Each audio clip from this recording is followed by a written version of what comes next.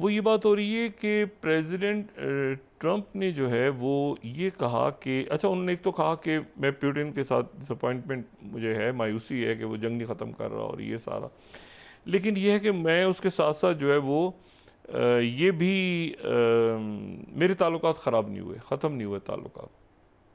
लेकिन financial times जो है, ये थर्ड स्लाइड अगर हम दिखाएं तो फाइनेंशियल टाइम्स ये कह रहा है कि ट्रंप और जेलेंस्की की इस महीने के शुरू में जो मीटिंग हुई थी रोम में, अभी चंद रोज पहले हुई थी ना, नेटो का इजलास हो रहा था, वो डैडी वाला इजलास जिसमें वो जेलेंस्की से अलग से मिले भी थे। और हमने जिक्र किया था कि जेलेंस्की ब्लैक कपड़े पहनकर उसमें आए हैं क्योंकि वो जब गए थे वाइट हाउस में तो उनके कपड़ों का मजाक उड़ा था।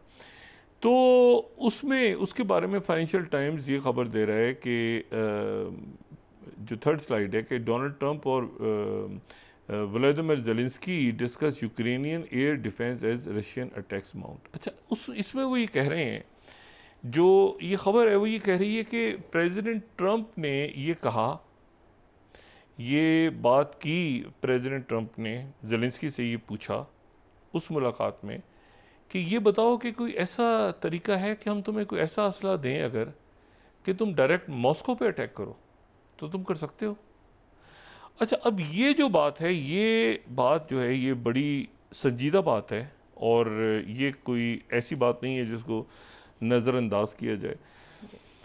उन्होंने ट्रंप ने उनसे पूछा कि तुम, अगर हम तुम्हें कोई ऐसा असला दें कि जिसके नतीजे में तुम मॉस्को को हिट करो डायरेक्ट और सेंट पीटर्सबर्ग को हिट करो डायरेक्ट, तो क्या तुम कर लोगे? इतनी हिम्मत है तुम्हारे अंदर?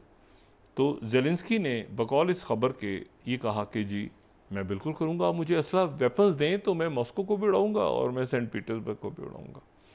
ये फाइनेंशियल टाइम्स की थर्ड जो स्टोरी है वो यही है। अच्छा, अब इसमें जो इसी स्टोरी को फिर जो है वो जाहिर है कि पिक किया वहाँ के अखबारात ने यूक्रेन के, और अगर हम नाइन्थ देखें तो ट्रंप रिपोर्टेडली आज जेलेंस्की यूक्रेन को स्ट्राइक मॉस्को, क्या मॉस्को को हिट कर सकता है यूक्रेन डायरेक्टली? तो ये जो है ये मामला जो है ज़रा आप समझें कि ये बिगड़ गया। बिगड़ इस सेंस में गया है क्योंकि अभी तक ये वाज़े नहीं हुआ कि ये बात जो है ये किस तरफ गई। अच्छा, उन्होंने ये कहा भी कि मतलब है कि इसमें रशिया जीत रहा है जंग में और हर हाल में हारना ही है तुमने, लेकिन फिर भी ये बताओ। ये फाइनेंशियल टाइम्स रिपोर्ट कर रहा है सोर्सेज के हवाले से कि जो सोर्सेज थी, ऑफिशियल्स थे, उन्होंने बताया ये। अच्छा, इसमें अब ये है कि ये कौन से मिज़ाइल्स ऐसे हैं जो दिए जाएं? अगर देखें, बाइडन ने तो अपने दौर में बिल्कुल जो उनके ATA CMS जो हैं, अटैक MS जो कह लें, वो मिज़ाइल्स नहीं दिए थे, लेकिन आखिरी दिनों में दे दिए थे। उसने प्रूव कर दिए थे प्रेसिडेंट जी। बाइडन ने कि आखिरी दिनों में, और ये वो आखिरी दिन थे जब जैसे ही यूक्रेन को ये मिसाइल्स देने का ऐलान किया था प्रेसिडेंट बाइडन ने, तो उसके फ़ौरन बाद ये वो दिन है जब प्रेसिडेंट पुतिन ने अपना न्यूक्लियर डॉक्ट्रिन फ़ौरन रिवाइज़ कर लिया था, फौरी तौर पे रिवाइज़ किया था।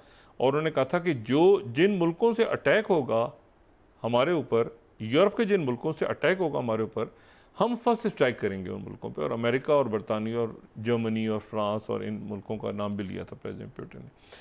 तो ये जो है ये मैं ये 19 तारीख का 6 स्लाइड अगर मैं दिखाऊं तो लोगों को मेमोरी लोगों की फ्रेश हो जाएगी। 6 CNN, Putin fine tunes Russia's nuclear doctrine after Biden arms decision on Ukraine in clear signal to waste.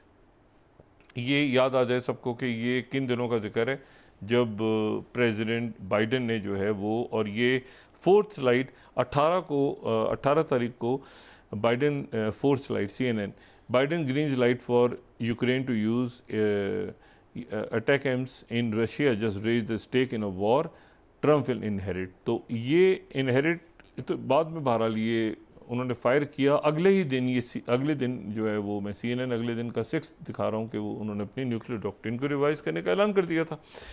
अब सवाल ये है कि ये क्या प्रेसिडेंट ट्रंप जो है इन्होंने दोबारा ये बात की है कि मैं ACTMs दूं आपको, तो आप ACTMs जो हैं, लेकिन ACTMs जो हैं उनका भी जो दायरा है वो दायरा तो मॉस्को तक नहीं जा रहा। अगर हम इसमें देखें, ये थर्ड स्लाइड को हम देखें तो ACTMs का जो दायरा है वो तो मॉस्को सेंट पीटर्सबर्ग और उनके जो एसेट्स हैं वो तो दूर हैं, ठीक है, वो तो इसकी रेंज में गालिबन नहीं आ रही। ये पहले भी हम डिस्कस कर चुके हैं कि ये तो सिर्फ टॉरस मिसाइल जो है ना वो वहाँ तक पहुँचते हैं।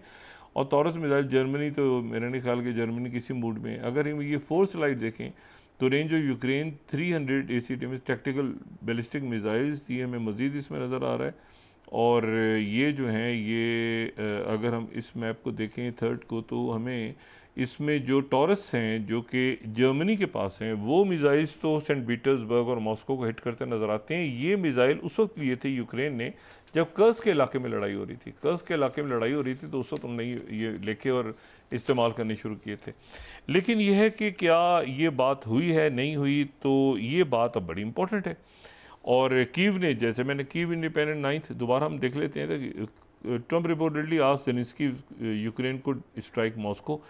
अब ये बात हुई है नहीं हुई, मीडिया ने सही किया गलत किया, लेकिन इस बात को, यानी ये पूरा जो किस्सा है ना, इस पूरे किस्से में अमेरिका ने धमकी, यानी ट्रम्प ने धमकी दी है, एक ऐसी धमकी दी है जिसका कोई फ़ायदा नहीं। मतलब हम आपको मिसाइल किसी और मुल्क के थ्रू देंगे, ये बिग स्टेटमेंट जो आनी थी वो ये ही 50 दिन के अंदर अंदर वो रोक ले, पुतिन जंग रोक ले, वरना हम ये कर देंगे। अब 50 दिनों में पुतिन क्या हशर करेगा यूक्रेन का, ये भी तो बताए ना। 50 दिन तक वो जंग रोक ले, 50 दिन का टाइम है, वरना हम ये करेंगे। उसके बाद तो 50 दिन में वो क्या करेगा, वो तो कचूमा निकाल देगा 50 दिनों के अंदर, और कचूमा निकाल के वो 49वें दिन कह देगा हम सुलह करते हैं। 49 डे पे कहते हैं सीजफायर कर लेते हैं, और 49 डेज तक तो आपने उसको लाइसेंस दे दिया, और फिर सारी टोपी आपने डाल दी यूरोपीय ममालिक पे। अच्छा, नेटो का लफ्ज़ इस्तेमाल ही करते प्रेसिडेंट ट्रम्प, ये बात इंटरेस्टिंग है। यूरोपियन एलाइज, अवर यूरोपियन एलाइज, वो कनाडा उनके दिमाग में है ना, तो कनाडा को साइड पे करके और यूरोपियन एलाइज, और यूरोपियन एलाइज। तो यहाँ पर सारा का सारा आ गया है मामला अब इनके सर पे, जो जर्मन्स हैं, जर्मनी की और रशिया की एक पुराना तारीख़ी इन कुत्ते का वैर भी है उनका। मतलब हिटलर को जर्मनी में आके सोवियत यूनियन ने मारा था ना, वो खुदकुशी की थी उन्होंने, सरेंडर हुआ था, बर्लिन के टोटे हो गए थे, तो वो जर्मनी बाकी मुल्कों के साथ तो सबके साथ ठीक हो गया, वो वेस्ट जर्मनी और ये वो सारा, लेकिन सोवियत यूनियन का वो दिल में रख के बैठा हुआ है, और है भी बॉर्डर साथ साथ ईस्ट जर्मनी। और फिर पुतिन के भी दिमाग में कि अच्छा यही वो जर्मनी है जहाँ मैं KGB के एजेंट के तौर पे जाता था, और बर्लिन, आधे बर्लिन के अंदर मैं घूमता था और दीवार खड़ी हुई थी। तो जर्मनी के बॉर्डर भी साथ लगते हैं रशिया के, और जर्मनी का एक पुरानी तारीख भी है। अच्छा, लेकिन बहरहाल ये कि उससे हट के वहाँ के चांसलर बड़े ज़बरदस्त आदमी, तो वो बड़ा बहुत इसको देख रहे हैं केयरफुली, यकीन देख रहे हैं कि ये इकॉनमी मुल्क की ख़राब है, और सूरत हाल में सारा का सारा, मतलब उधर जो वेस्टर्न यूरोप है उसका तो कोई ताल्लुक ही नहीं है भाई। वेस्टर्न यूरोप में तो फ्रांस हैं, बरतानिया की भी अगर हम ले लें, ब्रेग्जिट तो वापसी तो हो गई तकरीबन, या बाकी मुल्क हैं, स्पेन या नीदरलैंड, उधर के मुल्क हैं, तो ये तो सारा मसला रौला तो पड़ना है इधर ईस्टर्न यूरोप के अंदर, चाहे बेल्टिक हो या बल्कन स्टेट्स हो या बाकी ईस्टर्न फ्लैंक में सारा फटा पड़ना है। तो कहाँ तक हमने जाना है और कहाँ तक नहीं जाना, आगे वो गैस के कॉरिडोर्स बनने हैं, ऑयल के कॉरिडोर्स बनने हैं, ट्रांसपोर्ट के इश्यूज होने हैं, इकॉनमी ने आगे बढ़ना है, तो कहाँ तक हम जाएं यूक्रेन की मदद के लिए। और एक बहुत बड़ा इमिग्रेंट्स का एक पूरा रैला का रैला है जो बढ़ रहा है यूक्रेन से इन मुल्कों में सेटल होने जा रहा है। और इसी दौरान एक बहुत बड़ा स्कैंडल मज़ीद, मैं इससे पहले कि मज़ीद गज़ा पे बात करूं और बाकी इशूज़ पे बात करूं, एक बहुत बड़ा गूफअप हुआ है बरतानिया के अंदर। गूफअप से मुराद ये कि गूफअप ऑफ द, शायद आप समझ लेंगे डिकेड कहें उसको या जो भी कहें। और वो ये हुआ है कि वहाँ पर जनाब इन्होंने वहाँ पर बरतानिया में एक डेटा लीक हो गया। अच्छा, अभी डेटा लीक अभी नहीं हुआ, इसको भी काफ़ी दिन हो गए, कुछ साल 2 साल हो गए हैं, लेकिन उसके बाद उन्होंने मीडिया का गला घोंट दिया, या मीडिया को खबर पहुंची नहीं मीडिया तक, तो मीडिया का इन्होंने गला घोंट दिया कि ये खबरदार आगे निकले, या ये मीडिया को तक पहुंची नहीं डॉक्यूमेंट्स। अब जनाब जो खबर है वो ये है कि कोई बहुत बड़ी तादाद, हज़ारों की तादाद में, कोई 10,000 या 1 लाख, या मतलब है कि 1 लाख से ज़्यादा या 1 लाख कम से कम अफ़गान जो कि काम कर रहे थे बरतानिया की फ़ौज के साथ, अंडर कवर उनके एजेंट्स के तौर पे मुखबरियाँ कर रहे थे, तो नतीजे में लोगों को पकड़ा जा रहा था, मारा जा रहा था, गिरफ्तार हो रहे थे, गुंतानामो भेजे जा रहे थे, टॉर्चर ये वगैरह। तो वो उन लोगों को बरतानिया ने अपने यहाँ पनाह दे दी, नाम वाम बदल दिए उनके सबके, नई शनाख्त के साथ उनको पनाह दे दी। पनाह देने के बाद उनको सारा जब मामला रफा दफा हुआ तो उनको कहा कि तुम मतलब किसी नाम से वापस चले जाओ, तुम किसी नाम से चले जाओ, आगे पीछे चले जाओ। वो डेटा उनका लीक होके वो फेसबुक के पेज पे चला गया कि ये जो है ये मोहम्मद जमील तो मोहम्मद कलीम था असल में, ठीक है, और ये जो है